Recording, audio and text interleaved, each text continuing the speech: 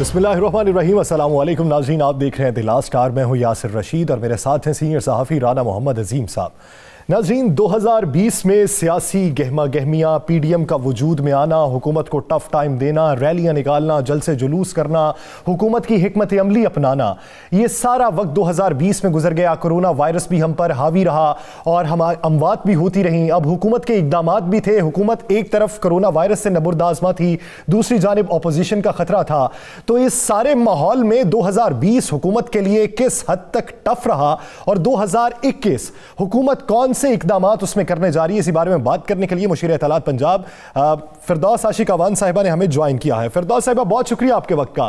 फिरदौस साहिबा, क्या समझती हैं, 2020 बहुत टफ था, कुछ टफ था या मामूल के मुताबिक था, और 2021 जो आ रहा है उस 2021 में PDM का जो वजूद था वो 20 से किस हद तक मुख्तलिफ होगा? बिस्मिल्लाहिर्रहमानिर्रहीम।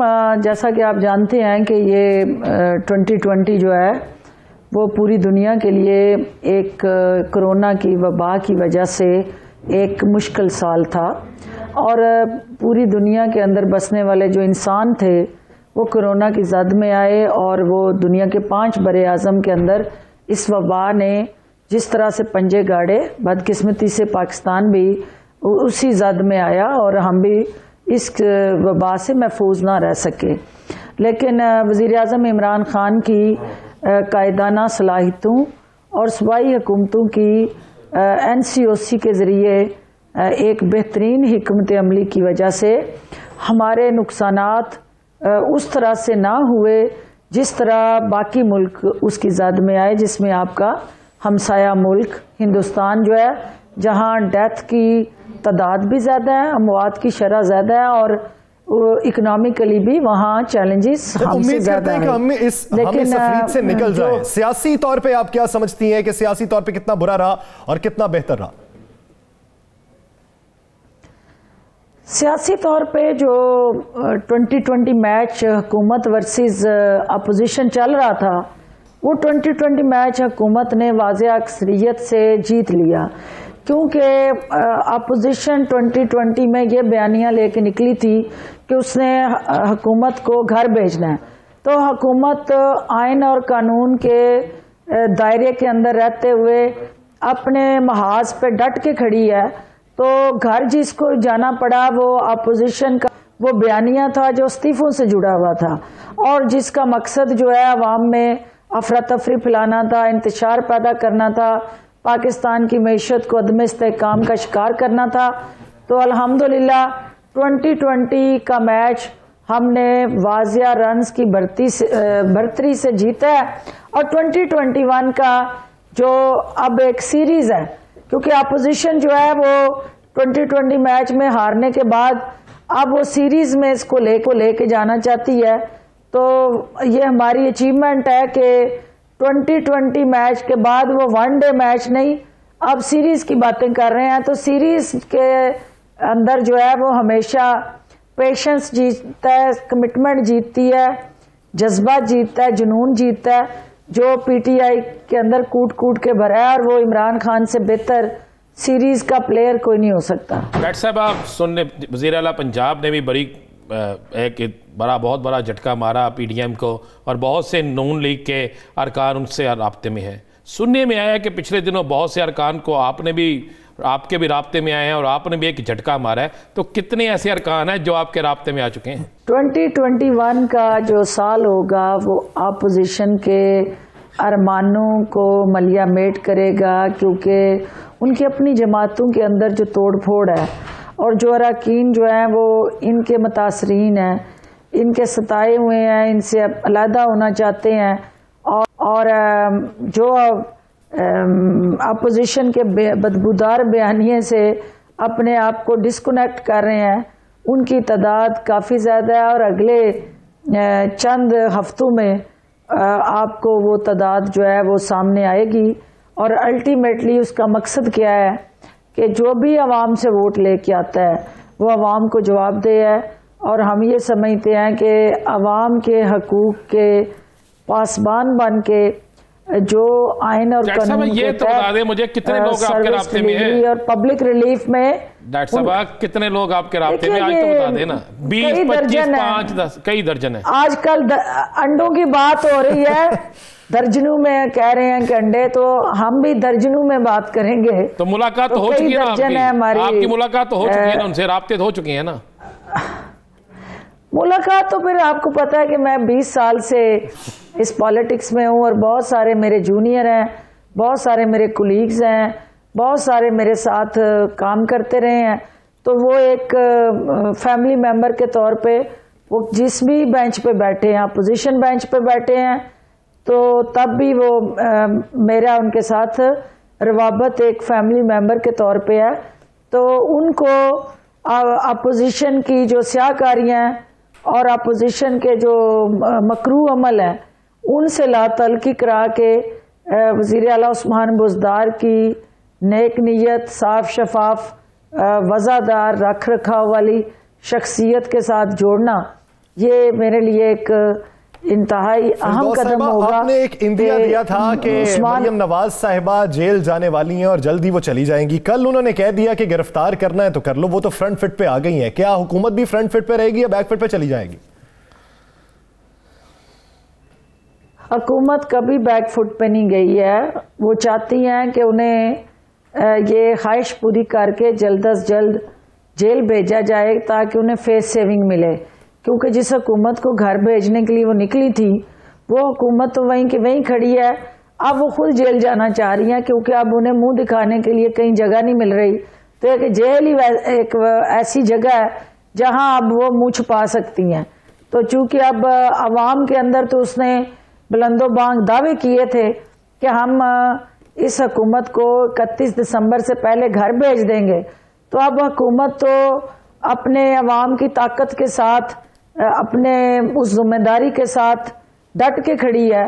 तो यकीनन ये शर्मिंदगी, ये इस वक्त जो कह लें कि एक ऐसा अमल जिससे अवाम उनसे सवाल पूछ रहे हैं, तो उससे मुंह छुपाना और अपने आप को इस अमल से कोई सेफ एग्जिट और इज्जत वाला रास्ता वो समझती है कि जेल है, जिसमें वो ये साबित कर सके कि मैंने तो यहाँ दूध की नहरें बहानी थी लेकिन हुकूमत ने मुझे गिरफ्तार कर लिया, इसलिए मैं जो है वो ये सब कुछ नहीं कर सकी। तो हुकूमत उसको खुली छुट्टी दे के उसको आखिरी हद तक उसकी जो ताकत है उसको टेस्ट करना चाहते हैं। तो हमें तो पता है कि ये लाहौर के अंदर जो इनका हशर हुआ। डॉक्टर साहबा, क्या ख्वाजा आसिफ जो है वो भी फेस सेविंग के लिए गिरफ्तार हुए हैं या कोई और मामला है? ख्वाजा आसिफ की जो चल रही है, आपको पता है कि 1.5 साल से नैब से वो आंख मचोली खेल रहे थे और नैब जो है वो उनसे जो सवालात कर रही थी उसके जवाबात देने की बजाय वो सिफारिशें करा रहे थे कि नैब उनको तलब ना करे। और जो उनके साथ जुड़े जितने भी दुबई सिफारिश किससे करवा रहे थे और वहाँ की कंपनी, सिफारिश किससे करवा रहे थे? आपको पता है कि जिसका उन्होंने कन्फेशन, जिसका उन्होंने इतराफ किया था कि भाई मैं नैब किसी की सिफारिशें नहीं मानता, नैब आज़ाद अदारा है, लेकिन वो अपने बैनुल अक़वामी दोस्त जहाँ जहाँ बैनुल अक़वामी सतह पे उनकी कोई अपनी 1.5 इंच की मस्जिद उन्होंने बनाई हुई थी, तो वो उससे जो है अदारों को मरगूब करने की कोशिशों में मसरूफ़ थे। तो उन्हें ये समझ नहीं आ रही कि इमरान खान ने ये अदारे जो हैं वो आज़ाद कर दिए हैं। अब ये ना किसी ब्लैकमेलिंग में आते हैं ना किसी प्रेशर में। सिर्फ और सिर्फ नवाज शरीफ की वतन वापसी के हवाले से हुकूमत इकदाम ये कर रही है कि पासपोर्ट मनसूख कर दिया जाए। फर्ज कर लें आप पासपोर्ट मनसूख करें, वो उधर असाइलम के लिए अप्लाई कर दें, कैसे वापस लाएंगे? देखिए, असाइलम करने का मकसद सियासी खुदकुशी है और असाइलम अगर वो लेते हैं तो वो नहीं, देखिए ना, वो अगर यहाँ पाकिस्तान जब आपका लीगल डॉक्यूमेंट ख़त्म होता है तो फिर आप डिपोर्ट होते हैं ना। तो अगर आप लीगल तरीके से नहीं रह रहे, इलीगली रह रहे हैं, तो फिर आप असाइलम लें। तो इसका मतलब है कि एक मुल्क का 3 दफ़ा रहने वाला वज़ीर आज़म जो है वो किसी मुल्क के अंदर असाइलम लेता है तो इसका मतलब ये हुआ कि उसको ये वजाहत देनी है कि वो 7 करप्शन के केसेस, उनके अंदर कन्विक्शन और उन अदालतों का सजा याफ्ता होना भी वो एक बैगेज है। वो जहाँ जाएंगे, जिस जगह भी असाइलम लेने के लिए, वो बैगेज भी उनके साथ साथ जाएगा और जो उनकी शनाख्त मुझे ये बताइएगा, बनता जाएगा। अभी तक नवाज शरीफ की वतन वापसी मुमकिन नहीं हो सकी, पासपोर्ट कैंसिल हो गया, उसके बावजूद वो वहाँ पे ले लेते हैं, सियासी पनाह की दरख्वास्त दे देती हैं, या कोई और कुफ्ते जो उनके पीछे खड़ी हैं वो उन्हें वहाँ पर रखा लेती हैं। तो क्या यह हुकूमत पे, रियासत पे सवाल नहीं आएगा कि एक शख्स जो मफरूर था, जिसको अदालतें भी तलब कर रही थी, हुकूमत भी चाह रही थी, मगर वो वापस नहीं आ सका? देखिए, हुकूमत जो होती है वो कानून और आइन के तहत चलती है। अदालतों के फैसलों का एहतराम हमारी जिम्मेदारी थी और हमने वो एहतराम किया है।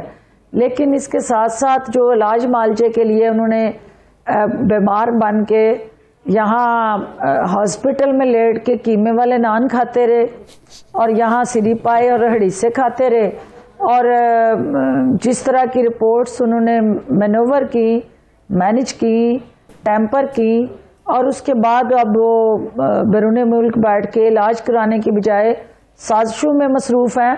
तो ये आवाम को देखना है, ये पाकिस्तान के अवाम के लिए, कि ये जो रहबर था जिसको उन्होंने रहबर बन के चुना, वो राहज़न बन के किस तरह से इस मुल्क को ना सिर्फ मुआशी महाज पे दिवालिया कर गया, बल्कि कानूनी महाज पे भी उसने अदालतों के फैसलों का मजाक उड़ाया और उनके वकार को मजरूह किया, और वो पाकिस्तान से बाहर बैठ के अदालत के किसी हुक्म को अवाम को सोचना होगा कि वो बाहर बैठे हुए हैं और इस तरीके से वो सियासी खुदकुशी भी होगी अगर वो पासपोर्ट मनसूखी के बाद असाइलम के लिए अप्लाई कर देते हैं, फिर सियासी क्या होगा वो एक सवालिया निशान है।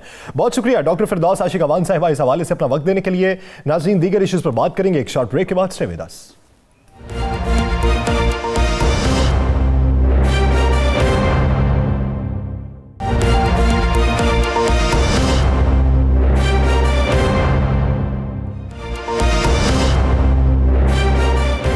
Welcome back.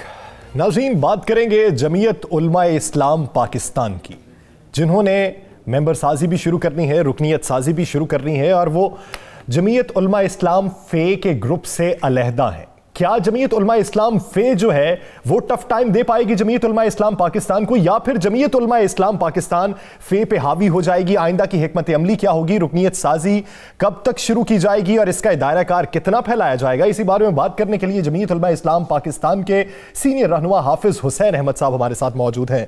हाफिज साहब, बहुत शुक्रिया आपके वक्त का।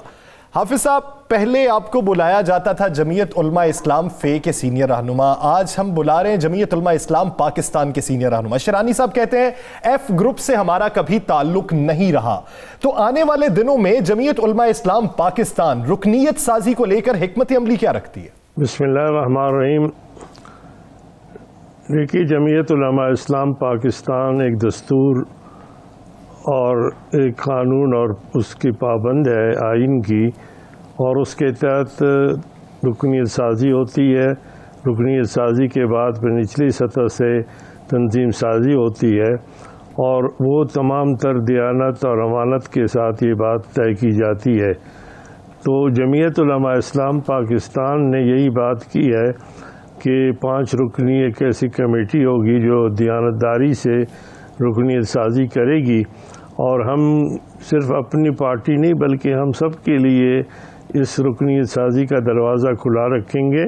और हम समझते हैं कि जो मौलाना फजल रहमान साहब या इस वक्त भी जो उनके रफ़क़ा हैं वो भी उस दस्तूरी तौर पर आकर रुकन बने, और फिर उसके तहत जो दस्तूर के मुताबिक इंटर पार्टी इलेक्शन होते हैं, इंतखाबात होते हैं, उसमें फिर जो भी कामयाब हो जाए तो वो दस्तूरी कहलाता है।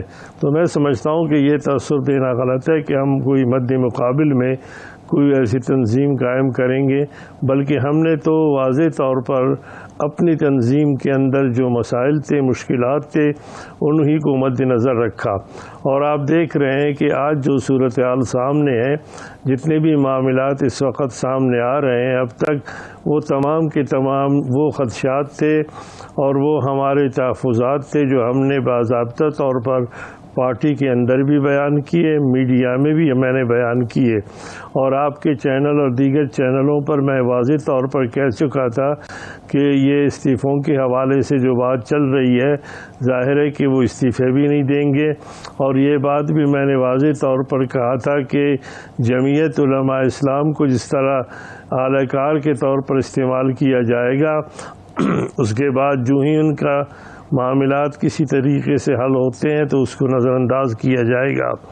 आज जो सूरत हाल सामने है, PDM के तमाम तर इजलास के बावजूद, जिसमें 11 जमातों ने मौलाना फजल रहमान साहब की सदारत में मुत्तफ़िक़ा तौर पर एक मीसाक पे भी दस्तखत किए थे और तय पा गया था कि इस्तीफ़े देंगे 31 दिसंबर तक, और इसी तरीके से तय पा गया था कि सेनेट का जो इलेक्शन है उसके इलेक्टोरल कॉलेज को ख़त्म किया जाएगा और सेनेट में हम हिस्सा भी नहीं लेंगे, और ये भी तय किया गया था कि हम लोग मिलकर जो है किसी भी ज़िमनी इलेक्शन का हिस्सा नहीं बनेंगे। लेकिन आपने देखा कि तमाम तर फैसलों के बाद फौरी तौर पर सबसे पहले उसको वीटो कर दिया गया है, और अब दोबारा 1 तारीख़ को इजलास सरबराही बुलाया गया है ताकि असर नौ इस पर गौर किया जाए। तो इससे मेरे वो तमाम ख़दशात सही निकले हैं कि अगर 20 सितंबर को जो फ़ैसले हुए थे, अगर वो 20 सितंबर के फ़ैसलों के बाद अब 1 जनवरी को दोबारा किस लिए फ़ैसले किए जा रहे हैं, इसकी बुनियादी वजह ये है कि पीपल्स पार्टी ने अपनी राहें अपनी पार्टी के मफाद के हवाले से उस तरह अलग कर दी थी, और जनाब जरदारी साहब जो यकीनन एक शातिर सियासतदान है, उन्होंने पुराना खाता भी खोल दिया और तमाम हिसाबात उसने तकरीबन बेबाक कर दिए हैं। और फिर अजीब बात सूरत हाल सामने, कानून और दस्तूर आपने बात की, बिल्कुल साइन भी मौजूद नहीं थे कि एक जो हमने कल प्रोग्राम में दिखाया भी, आपके खिलाफ जो फैसला आया। आप चाल हाफिज़ साहब, कितने लोग आपसे राब्तों में हैं? क्या आपके पास इतनी कुव्वत है कि आप अपनी तंजीम साजी जो है वो मुकम्मल कर सके, और पूरे पाकिस्तान में कितने लोग आपके साथ हैं, और कब से आप खुलकर आपके लोग सामने आना शुरू हो जाएंगे? देखिए, हमारे जितने भी दोस्त अहबाब हैं वो उनके साथ राबते भी हैं, और यकीनन अब 2-4 दिन पहले ही ये सूरत हाल सामने आई थी। अब वो कमेटी भी तश्कील दी जा रही है और उसके बाद सबसे राबते भी किए जा रहे हैं।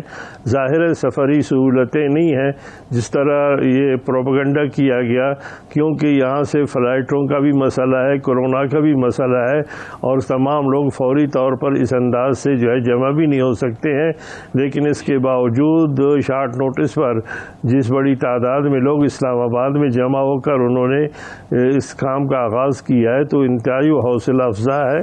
तो हम समझते हैं कि हमें जल्दी नहीं है, बल्कि हम उस तरीक़े के मुताबिक अपना काम आगे बढ़ाएंगे। और हम ये भी देख रहे हैं कि जो सूरत हाल सामने आ रही है उसमें बिल्कुल बात वाज़े हो रही है कि आज अगर जनाब नवाज़ शरीफ साहब के पासपोर्ट का मसला है, और यहाँ पर सूरत हाल ये सामने आ गई है कि वो कहते हैं कि जनाब मियाँ साहब उनकी बेटी ये बात बार बार कर रही है कि अगर मियाँ साहब आ गए तो तुम्हें पता चल जाएगा।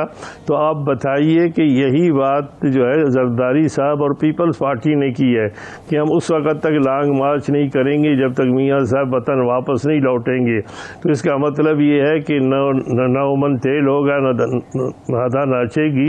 इस वक्त जो सूरत हाल सामने है उसमें यकीनन हर एक ने अपने मफादात के हवाले से ही अपनी पार्टी के हवाले से फैसले करने हैं। हाफिज़ साहब, आपको इख्तलाफ जमीयत उलमा इस्लाम से भी है, PDM से भी है, तो आने वाले दिनों में आप एक अलहदा प्लेटफॉर्म से इनका सामना कैसे करेंगे? दूसरी बात यह कि क्या बानी अरकान के खिलाफ फैसले पर मौलाना पशेमान भी हैं? देखिए, हमारे बहुत से रहनुमा जो है वो राब्ते भी कर रहे हैं, बात भी कर रहे हैं। जो ज़ाहिर दर्द दिल रखने वाले लोग हैं वो बाकायदा तौर पर इस बात को कर रहे हैं। जिस तरह मैंने पहले भी ये बात की थी कि जो हमारे पास लोग आए थे तो उन्होंने मेरे मौक़िफ़ के हवाले से बिल्कुल वाज़ेह कह दिया था कि जो मौक़िफ़ आपने अपनाया था वो JUI का मौक़िफ़ था। तो हम समझते हैं कि ये जो कुछ किया गया है मौलाना साहब की ज़ाती ख्वाहिश पर और उसके हवाले से किया गया है।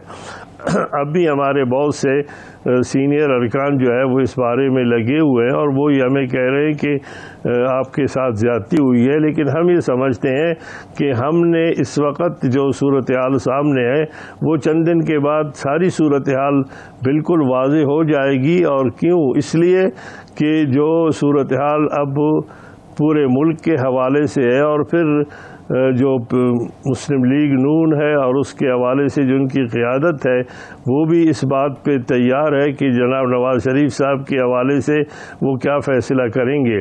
और वो वहाँ पर बरतानिया में है और उनके बेटे वहीं पर है और वो भी वहाँ पर मज़ीद क़याम करेंगे और कभी भी वापसी का शायद उनके पास वापसी का कोई रास्ता भी नहीं है। दो सवाल हैं मौलाना साहब, दो सवाल हैं।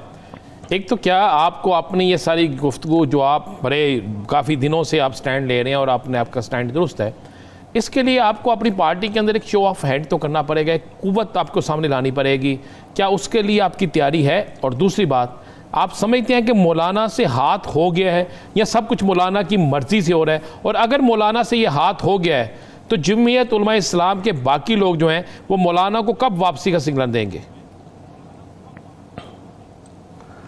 देखिए, मौलाना फजल रहमान साहब के साथ अगर हाथ नहीं हुआ होता तो फिर 20 सितंबर के तयशुदा फ़ैसलों के लिए 1 तारीख़ को 1 जनवरी को दोबारा क्यों इजलास बुलाया जा रहा था।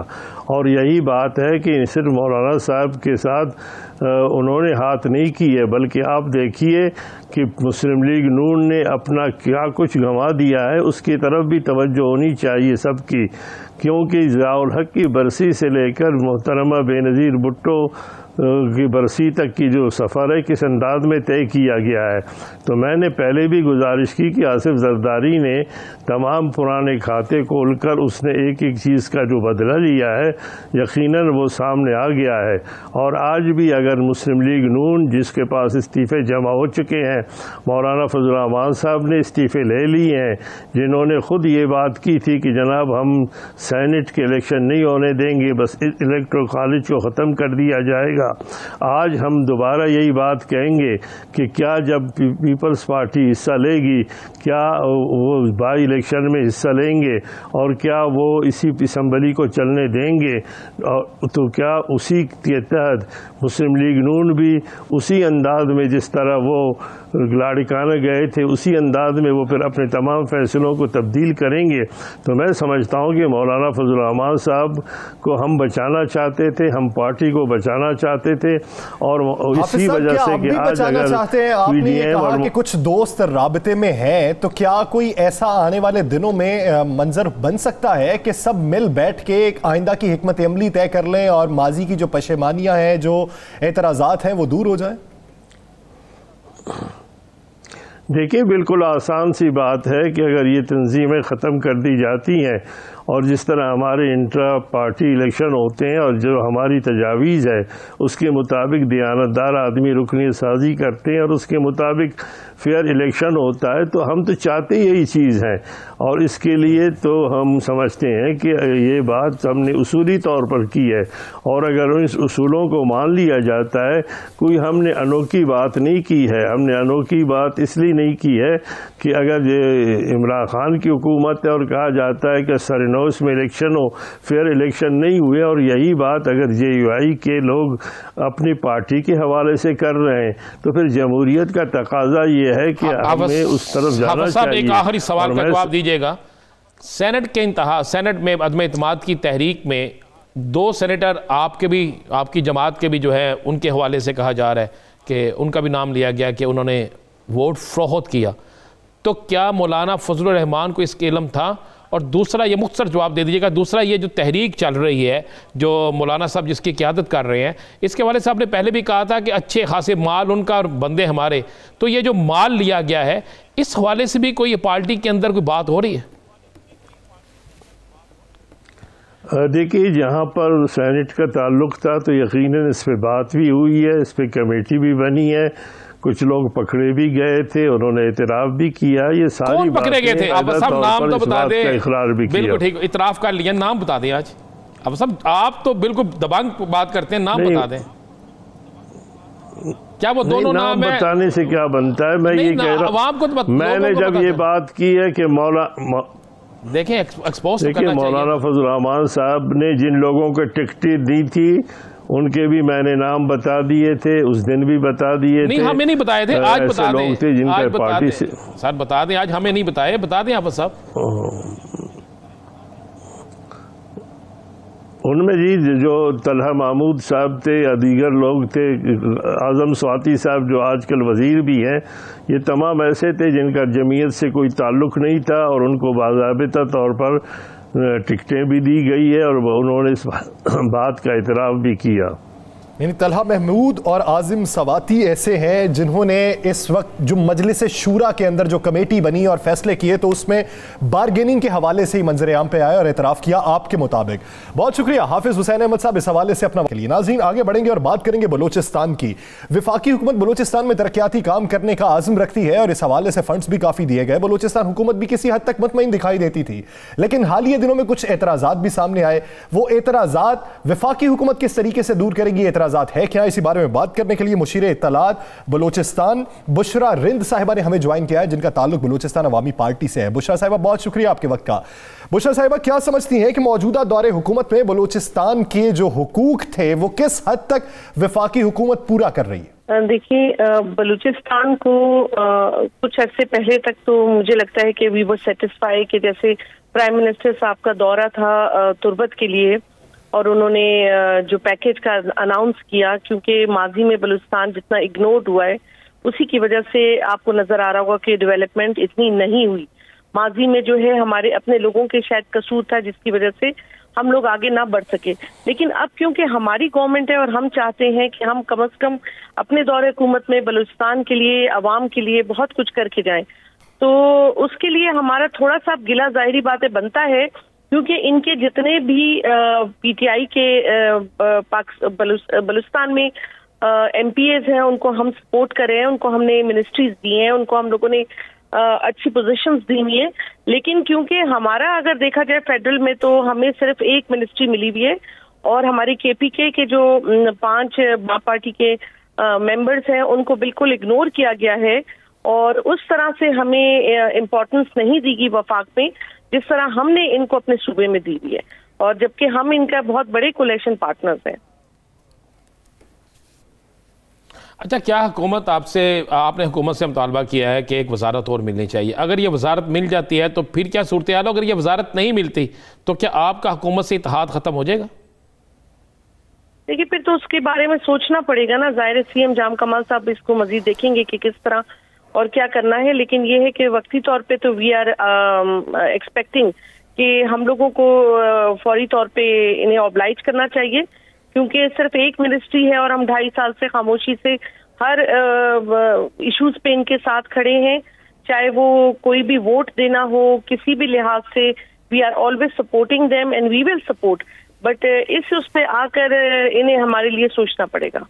तो बुशरा साहिबा, ये कहिएगा कि क्या कोई मखसूस वजारत मांगी गई है या कोई भी वजारत दे दें तो वो बीएपी के लिए काबिल कबूल होगी? और दूसरा ये कि क्या वफाकी हुकूमत की जानिब से आपके इस मुतालबे पर कोई मुशावरत हुई अब तक? देखिए, हमने कोई खास स्पेसिफिक डिमांड नहीं की है कि हमें कौन सी मिनिस्ट्री दें, बट हमने ये कहा कि हमारे लोगों को ऑब्लाइज किया जाए, चाहे वो केपीके के यहाँ, और अब तक कोई खास पेशरफ्त नहीं हुई। अगर आप अब फैसला कब तक करेंगे? पेशरफ्त तो नहीं हुई, आप अपना हतमी फैसला कब तक करेंगे? हो सकता है कि सीएम साहब हफ्ते 10 दिन में कुछ अनाउंस करें। तो बुशरा साहिबा, ये कहिएगा, क्या बीएपी ने पीडीएम से भी कोई राब्ता किया या पीडीएम ने बीएपी से कोई राब्ता किया हो? देखिए, पीडीएम से तो कोई राब्ते का सूरत ही नहीं बनती है, क्योंकि देखिए पीडीएम जो है ना वो तो सॉरी टू से ये अल्फाज मुझे इस्तेमाल करने पड़े हैं कि वो तो एक ब्लैकमेलिंग पे उतर आई है, गुंडागर्दी है जो खुलेआम वो करते फिर रहे हैं और जिसकी किसी किस्म की इजाजत नहीं देनी चाहिए, और हर तरह के रूल्स रेगुलेशंस को तोड़ रहे हैं और इस क्रिटिक सिचुएशन, कोरोना को भी वो आवाम को ना बख्श रहे इस हालात में और अपने जलसे करते जा रहे हैं। तो उसमें मैं अगर देखूं तो ये बड़ी पार्टीज जो हैं ये माजी में बहुत बड़े ओहदों पे रही और उन्होंने इक़्तिदार के बड़े मजे लूटे, और आज जो है क्योंकि इक़्तिदार से बाहर है तो इनको बड़ी तकलीफ हो रही है बेरोजगार होने की और अपने खर्चे पे अपनी जिंदगियां गुजारने की। तो उस सूरत हाल में मुझे नहीं लगता कि हम कभी भी इनके साथ कोऑपरेट कर सकते हैं या बैठ कर ऑन द टेबल डिस्कशन कर सकते हैं, क्योंकि इनका जो है ना वो यानी मुतालिबात नहीं भी माने जाते तो पीडीएम में शमूलियत नहीं होगी आपकी, अलहदा हो जाएंगे बेशक लेकिन पीडीएम में नहीं जाएंगे। सवाल ही नहीं पैदा होता, नो वे। अच्छा ये बता दें, आपने बलूचिस्तान में फंड्स के हवाले से सुना जा रहा था कि जो फंड्स मिलने चाहिए थे वफाक से वो फंड नहीं मिले, जो आपसे वादे किए गए थे वो पूरे नहीं हुए, इसमें कितनी सदाकत है? देखिए फंड्स जहां सही बात करनी चाहिए, इमरान खान साहब ने जब तुर्बत का दौरा किया तो 600 अरब का पैकेज अनाउंस किया, that was really very good और अप्रिशिएट भी हम करते हैं। अवाम भी बहुत इस चीज को सराहती है कि माजी के इस तरह प्राइम मिनिस्टर्स ने आकर मतलब इस तरह के पैकेज अनाउंस नहीं किए, दैट इज रियली अप्रिशिएट, हमें करनी चाहिए उस चीज को। लेकिन अगर हम ये देखें ना कि हमें कुछ ऐसी चीजें थी जो पीएसडीपी से निकाल दी गई, जिसपे जाम साहब ने वॉकआउट भी कर लिया मीटिंग से कि जैसे फॉर एग्जांपल क्वेटा कराची वाली जो रोड है हमारी वो खूनी रोड कहलाती है, उस पर सबसे ज्यादा एक्सीडेंट्स हो रहे हैं, तो उसको पीएसडीपी से निकाल दी गया था। उस पर हमने एहतजाज किया था कि उसको फौरन डाला जाए, तो उसको वापस इन्होंने पीएसडीपी में शामिल कर लिया है। चले बुशरा साहब, एक आखिरी सवाल, ये आपकी नजर में कौन सा इत्तेहादी वफाकी हुकूमत का ऐसा है जिसे ज्यादा ऑब्लाइज किया गया और आपको कम? मतलब वफाक हुकूमत ने किसको ज्यादा ऑब्लाइज किया? जी, किस इत्तेहादी को? देखिए इन्होंने, मेरा ख्याल है कि मुझे अफसोस के साथ कहना पड़ा है, बड़े इत्तेहादी तो हम ही हैं लेकिन हमें बहुत बुरी तरह नजरअंदाज किया है। बाकी तो इत्तेहादी सारी अच्छी पोजीशंस पे हैं और उनको फायदे भी मिल रहे हैं, और यानी बाकी तमाम इत्तेहादियों को ऑब्लाइज किया गया और आप सबसे बड़े इत्तेहादी हैं और आपको नजरअंदाज किया गया है। तो ये तहफ़्फ़ुज़ात आपके वफाकी हुकूमत से हैं, उम्मीद करते हैं आने वाले दिनों में ये तहफ़्फ़ुज़ात दूर हो जाएं। बहुत शुक्रिया बुशरा साहिबा इस हवाले से अपना वक्त देने के लिए। नाज़रीन, दीगर इश्यूज़ पर बात करेंगे एक शॉर्ट ब्रेक के बाद। Stay with us.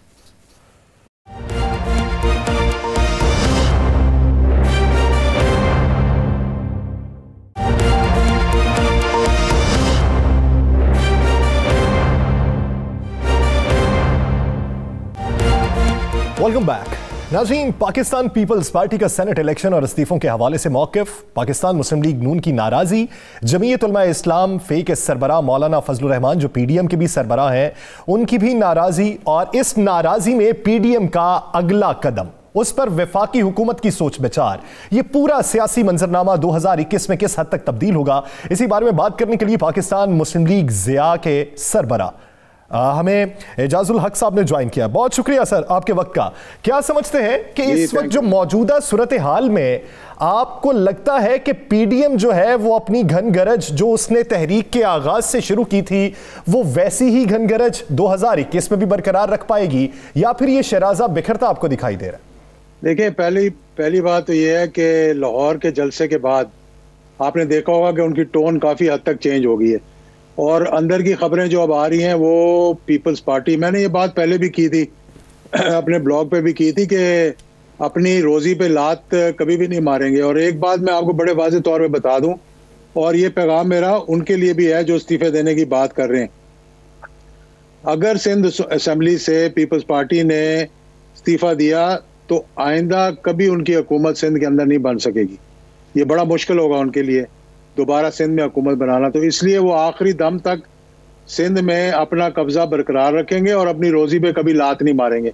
उनके जितने प्रोग्राम है सिंध के अंदर, चाहे वो जलसा हो, चाहे वो जुलूस हो, चाहे वो बरसियां हो, वो सारे की सारी सिंध हुकूमत की ताकत से हो रहे हैं। अगर ये सिंध हुकूमत की ताकत उनके पीछे ना हो तो आप ये देख लेंगे सारे प्रोग्राम जो है वो उसी तरह हो जाएंगे जिस तरह के लाहौर के जलसे के साथ हुआ। पहली बात तो ये। दूसरी बात ये कि मुस्लिम लीग नून जो है उसके अंदर भी दो राय बड़े वाज़ेह तौर पर सामने आ रही हैं, और किसी हद तक मुझे लगता है कि शहबाज शरीफ साहब की रिलीज पर भी बातचीत किसी ना किसी जगह पर हो रही है कि क्या उनको बाहर आए कि ना आए, और उस सिलसिले में बात की जा रही है, और उस सिलसिले में उनके साथ भी राब्तों में हैं लोग। अभी हाल ही में कुछ पॉलिटिशियंस की भी उनसे मुलाकात हुई, और ये मुस्लिम लीग जो नून है उसमें दो राय जिस तरह आ रही हैं, इससे मुझे लग रहा है कि ये बहुत जल्दी आप देखेंगे 2021 के दो तीन माह के बाद आप देखेंगे कि दो ग्रुप्स जो है वाज़े तौर पर सामने आ जाएंगे। और बहुत अच्छी जो अंदर की खबर है, अंदर की खबर पीपल्स पार्टी की तो आपने देख ली होगा, खबरों की जीनत भी बना, ब्रेकिंग न्यूज़ भी आई उसकी कि उन्होंने खुद कहा है कि हम इस्तीफे तब देंगे कि मियां नवाज शरीफ साहब वापस आएँ और फिर हम इस्तीफे दें। तो क्या पीपल्स पार्टी जो है वो नून लीग के लिए काम कर रही है? अब उन्होंने ये सोच विचार शुरू कर दी है कि क्या हम इनको, क्योंकि पीपल्स पार्टी को पता है कि वो अगर इस्तीफे दे के दोबारा इलेक्शन करवा दें तो पंजाब में तो उनको वोट अभी भी कोई नहीं, उनकी ना KPK में है, थोड़ा बहुत बलोचिस्तान और सिंध के अंदर अगर उनका वो है तो वो मरकज में ना हुकूमत बना सकेंगे और सिंध में भी अपनी हुकूमत को दांव पे कभी नहीं लगाएंगे। तो इस वजह से इजाजुल हक साहब, मोहम्मद अली दुरानी की मुलाकात ना मुस्लिम लीग नून कहती है हमें इल्म है, ना तहरीक इंसाफ कहती है हमारे नोटिस में है, ना हमारी इजाज़त से है। तो मोहम्मद अली दुरानी किसकी इजाज़त से मिले होंगे? और उससे पहले बिलावल और शहबाज शरीफ की मुलाकात क्या सिर्फ अफसोस की हद तक बात थी, अफसोस करने गए थे, ताज़ियत करने गए थे, या वहाँ पर तय हुए मामलात को बिलावल ने अपनी जनरल काउंसिल, एग्जीक्यूटिव काउंसिल में बयान किया?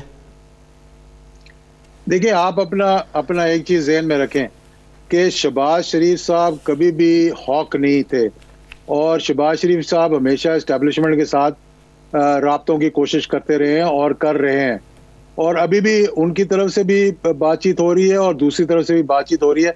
मुझे नहीं मालूम कि मोहम्मद अली दुरानी साहब की मीटिंग के पीछे क्या था, लेकिन मैं ये वाज़े तौर पर आपको बता सकता हूँ कि मोहम्मद अली दुरानी साहब खुद से मिलने नहीं गए, या हो सकता है कि वो लाइमलाइट में आने के लिए कोई इनिशिएटिव भी ले लें, लेकिन जब तक शहबाज शरीफ साहब को वाज़े तौर पर मालूम नहीं होगा कि वो किस लिए आ रहे हैं, मेरा ख्याल है कि वो मुलाकात भी शायद ना करते। और मुलाकात शहबाज शरीफ साहब से करने के लिए आपको बहुत से जो है वो तारें फैलानी पड़ती हैं, रुकावटों से गुजरना पड़ता है।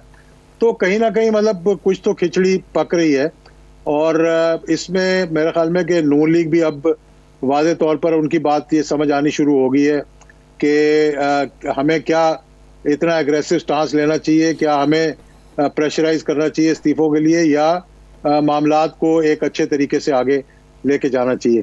दूसरी बात जो है वो ये है कि पीपल्स पार्टी का जिस तरह अंदर की खबर आई कि मियां साहब को कहा वापस आने के लिए, अब उनको भी उन्होंने एक ऐसे कोने में ले जाकर खड़ा कर दिया जहां से अब उन्हें समझ नहीं आ रही कि दीवार के साथ तो पहले ही लगे हुए थे, लेकिन वापस आने के लिए तो वो तैयार नहीं है कभी भी, और अभी भी उनका कोई इरादा नहीं है वापस आने के लिए। इजाजुल हक साहब, आप भी बरतानिया में ही बैठे हैं, तो क्या समझते हैं? ऐसी खबरें भी चल रही हैं, राना साहब ने भी इशारा दिया था कि किसी अरब मुल्क से ये सिग्नल मिलने के मुंतज़िर हैं, जब ही सिग्नल मिला वहां पर मूव कर जाएंगे। आपको लगता है मूव कर जाएंगे? देखिए, कोई थोड़ी बहुत हमारे दरमियान नाराजगियां हैं, वो आप सबको वाज़े तौर पर नजर आ रहा है, मुझे उस पर कोई एलेबोरेट करने की ज़रूरत नहीं है। और लाजमी बात है कि जो यहाँ बैठे हुए हैं लंदन के अंदर, वो खामोश नहीं बैठे हुए, वो बाकायदा अपने राब्ते कर रहे हैं अपने लोगों के साथ। 10 साल वो तकरीबन 8 से 10 साल वो वहाँ रह कर आए थे, उनके ताल्लुकात बहुत से लोगों के साथ है, उनका वहाँ बिजनेस इंटरेस्ट था, स्टील मिल उनकी वहाँ थी, कुछ और मतलब चेन्स के अंदर उनकी वहाँ पर जो है इन्वेस्टमेंट है, और वो इन्वेस्टमेंट उनकी ज़्यादातर रॉयल फैमिली के मेंबर्स के साथ ही थी, चाहे वो स्टील मिल में हो चाहे वो दूसरे तरीकों में हो। तो राब्ते उनके बड़ी तेज़ी के साथ वो कोशिश कर रहे हैं ये राब्ते करने के लिए। लेकिन देखें, इस वक्त अगर आप हुकूमत को हटा भी देंगे तो मुझे नहीं नज़र आता कि कोई इलेक्शन आएंगे। हाँ, ये ज़रूर हो सकता है कि कोई इंटरम आ जाए, और वो इंटरम जो है वो इतनी लंबी हो जाए कि किसी पॉलिटिकल जमात को कोई फ़ायदा ना हो। इस पर भी गौर व ख्वास ज़रूर कहीं ना कहीं हो रहा है और हो रहा होगा कि मौजूदा सूरत हाल में इस कैच-22 सिचुएशन से निकलने के लिए क्या करना चाहिए, और हुकूमत भी हाथ पांव मार रही है अपने के क्या करना चाहिए। इजाजुल हक साहब, गेट नंबर 4 के बाहर अब कौन कौन मौजूद है?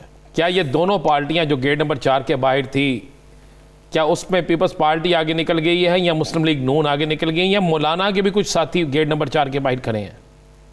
देखिए, मौलाना के साथियों ने ऐसी तो इतना बड़ा कदम नहीं उठाया।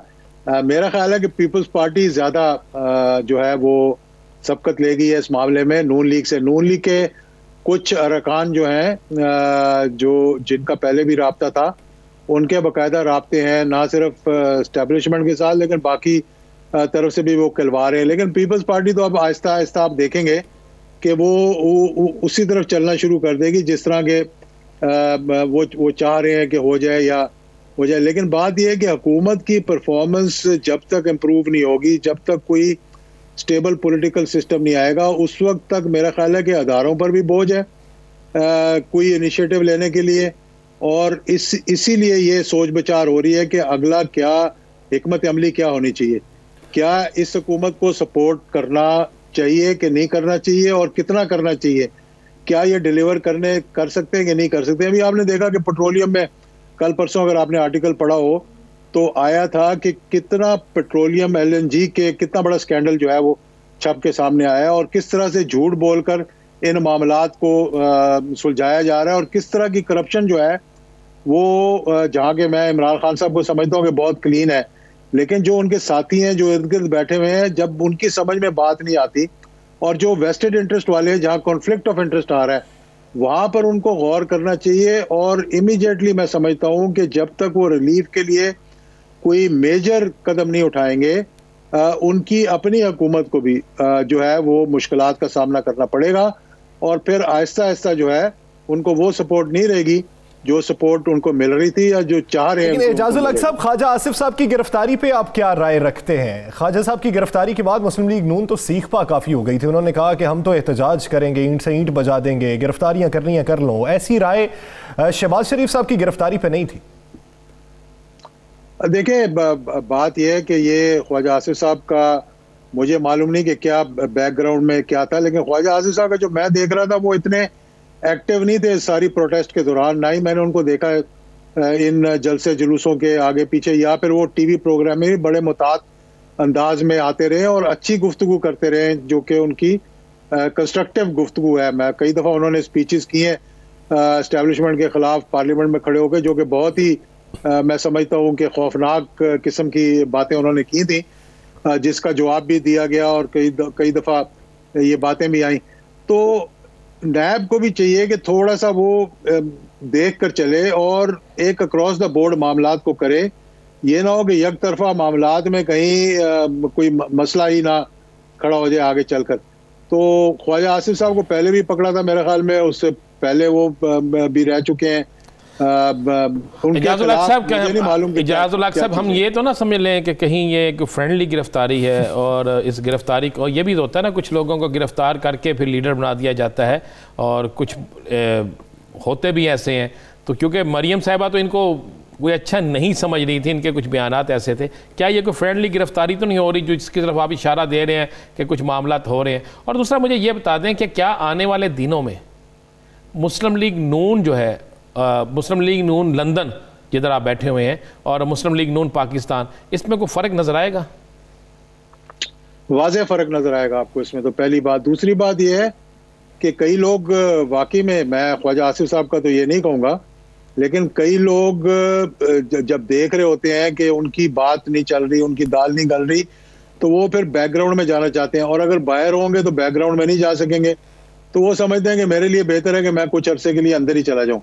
और मैं नहीं बताना चाह रहा कि किसने ये हिकमत अमली इख्तियार की है, लेकिन लोग ये बातें कर रहे हैं। बहुत शुक्रिया एजाजुल हक साहब इस हवाले से अपना वक्त देने के लिए। नाज़रीन, आगे बढ़ेंगे और बात करेंगे पीडीएम की। पीडीएम सेनेट इलेक्शन के हवाले से क्या राय रखती है? क्या पाकिस्तान पीपल्स पार्टी और नून लीग में इख्तलाफात बढ़ चुके हैं? मौलाना इस पर क्या राय रखते हैं और आपस में बातचीत क्या हुई है?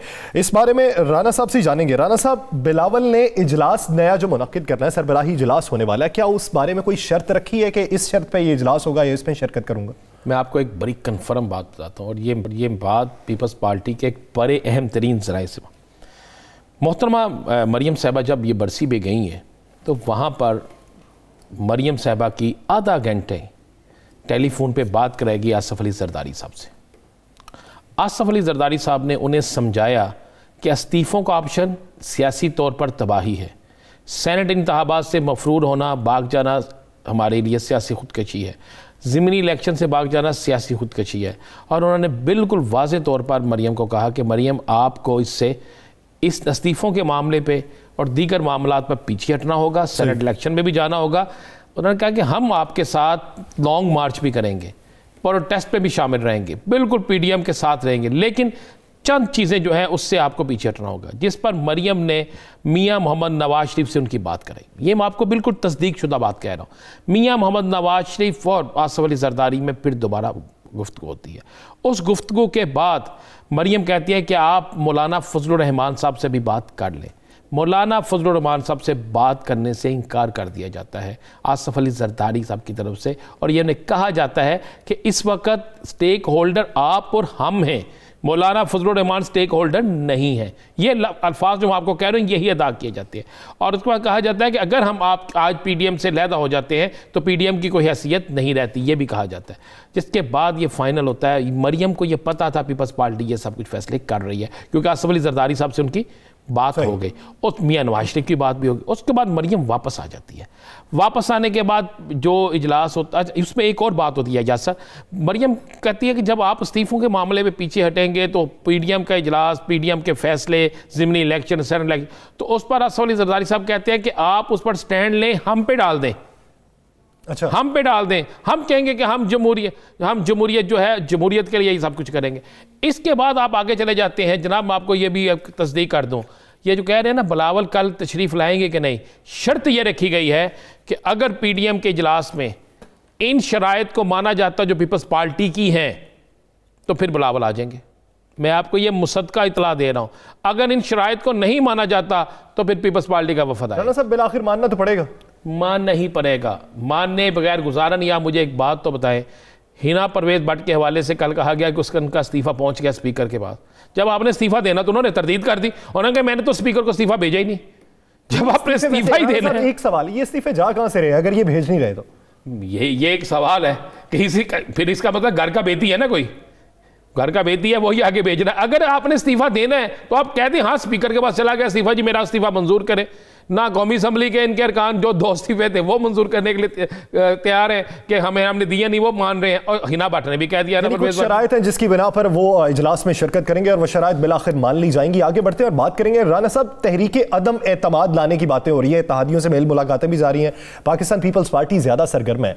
अगर फर्ज कर लिया जाए कि तहरीके अदम एतमाद ले आते हैं तो क्या आपको हुकूमत की तैयारी दिखाई देती? देखिए मेरे पास जो इतला है वो बड़ी कन्फर्म है। अब तहरीके अदम इत्तेमाद के हवाले से काम हो रहा है, और तहरीके अदम इत्तेमाद के हवाले से जो काम हो रहा है उस पर पीपल्स पार्टी सबसे ज़्यादा एक्टिव है। और पीपल्स पार्टी हर सूरत में चाहती है कि चाहे तहरीक कामयाब हो चाहे तहरीक नाकाम हो, लेकिन अदम इत्तेमाद लाया जाए ताकि हम कह सकें कि हमने ये काम किया है, हम हुकूमत के खिलाफ किए हैं, या सर इस पर काम हो रहा है। अब हुकूमत ने क्या किया है, एक तो आइंदा इसी हफ्ते में जो नेक्स्ट वीक में हफ्ता शुरू होगा, जो आप उसमें देखेंगे कि इत्तेहादियों के साथ वज़ीर-ए-आज़म पाकिस्तान की एक मुलाकात और होगी। अच्छा। कुछ इत्तेहादियों को वजारतें दी जाएंगी, फंड्स दिए जाएंगे, और बिल्कुल सबको होगी। ये जो बाप वाले हैं इनका भी मुतालबात मान लिए जाएंगे। मुलाकातें जारी हैं, 6 रुकनी एक कमेटी तश्कील दे दी गई है जो ये भी देख रही है कि इनके अंदर से कोई नाराज़ तो नहीं है, और साथ में वो ये भी देख रहे हैं कि अपोजिशन जमातों के अंदर से जो नाराज़ हैं उनको अपने साथ मिलाने के लिए किस तरह तैयार किया जाए। कुछ फंड मैं आपको आज मैं आपको ये ब्रेक कर दूँ। 41 MNAs ऐसे हैं अपोजिशन जमातों के जिनको आइंदा चंद रोज़ में फंड्स जारी हो रहे हैं। जब 41 MNAs को फंड जारी होंगे तो वो फंड इसलिए जारी तो नहीं हो रहे कि जनाब वो अपने हल्कों में इलेक्शन जीत जाएं तरक्याती काम करके। फंड इसलिए जारी हो रहे हैं कि उनकी हमदर्दी बिल वास्ता या बिला वास्ता इनके साथ हो, ताकि अगर अदम इत्तेमाद की तहरीक आए तो उसमें वो गायब हों। मैं वो कहते हैं ये नहीं कहे कि हमारे हक में जाए, जब वो नहीं आएंगे तो फिर भी तो कामयाबी है ना। तो ये मामला तो हो रहे हैं। इत्तेहादियों के लिए अगला हफ्ता खुशियों का हफ्ता है और हुकूमत के लिए भी अगला हफ्ता बड़े आजमाइश का हफ्ता। और मैं आपको ये भी बताता हूँ, जो आज वज़ीर-ए-आज़म पाकिस्तान ने तकरीर की है, जो आज ऐलानात किए हैं, आप उससे आपको अंदाज़ा नहीं हो रहा कि वो बहुत बड़े रिलीफ देने जा रहे हैं। जो जिन रिलीफ्स का उन्होंने आज ऐलान किया है, ये चीज़ें नज़र आती हैं कि उनको बता दिया गया है कि अब आपने आवाम को डिलीवर करना है, और डिलीवर करने के लिए जो आज की तकरीर थी उनकी वो बड़ी अहम थी। यानी इस्तीफों के हवाले से भी हुकूमत ने हिकमत अमली तरतीब दी, सेनेट इलेक्शन को भी किसी तरीके से टैकल कर लेंगे, और अगर तहरीक अदम एतमाद आती है तो उस हवाले से भी बेशतर तैयारी हो चुकी है। नाज़रीन, 2020 कोरोना वायरस का दौर रहा और इस दौर में हमने बहुत सी जानें गंवाई, 10,000 से ज़ायद अफराद जाँ बहक हो गए। तो इस वबाज़दा दौर में वो अफराद जो लोगों को बचाने के लिए हमा वक्त मसरूफ रहे, हमारे डॉक्टर्स, हमारी अफवाज, सिक्योरिटी अदारों के एहलकारान, हमारा पैरामेडिकल स्टाफ और सोशल वर्कर, 92 न्यूज़ के प्लेटफॉर्म से हम उनको सलाम पेश करते हैं। द लास्ट स्टार से मुझे और राना अजीम साहब को दीजिए इजाज़त। अल्लाह ने के बाद।